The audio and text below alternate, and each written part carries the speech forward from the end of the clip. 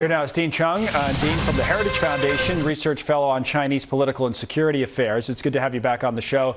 Dean, as Edward said, we don't have the text yet. We will get it, we presume, before the signing on Wednesday. But from what you've been able to read and find out ahead of time, which side do you think gave in more before this phase one?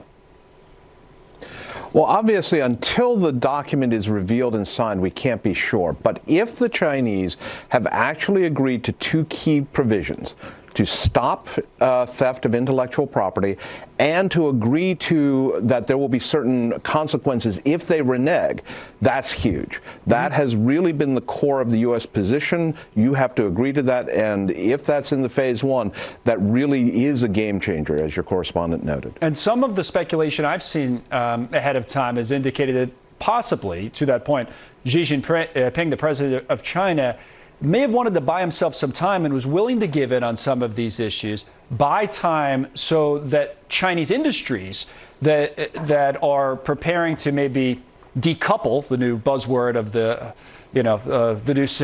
new decade, I guess, decouple from the United States, that they can become more self-reliant, that they can be able to go out on their own, and that they're not quite ready yet. What do you think of that theory? I think that's, I don't know that that would be why Xi Jinping may have made this or authorized this concession, but I think it's absolutely true. People sometimes think that China has much more power than it actually does. Huawei and ZTE, their two big telecommunications companies, are actually still very dependent, one on American microchips, right, one on things like the Android operating system. Because at the end of all of this, Edward mentioning that the meetings are going on or will be between the Chinese delegation and American companies, what will the relationship look like? I mean, everybody's focused now, phase one, phase two. I mean, what will the relationship between the two countries look like, 5 years from now, do you think? Well, first off, it is important to think about what a phase two or even a phase three may look like. This is the relatively easier part. The ag portion in particular is the easier part. We're probably going to wind up with IP issues continuing to irritate both sides. And I think that what this trade war has sent as a message to everyone else is, it's not a given that the U.S. and China will stay coupled. So I think a lot of third parties, Indonesia, Vietnam, Mexico, are going to benefit regardless of phase one. Right. And the phase two part that you reference, even the president himself seemed to hint at this last week.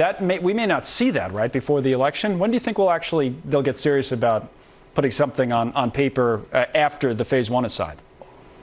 Well, considering how long it's taken just to get phase one through, and remember, we were supposed to see phase one at the APEC summit, which got canceled, back in November.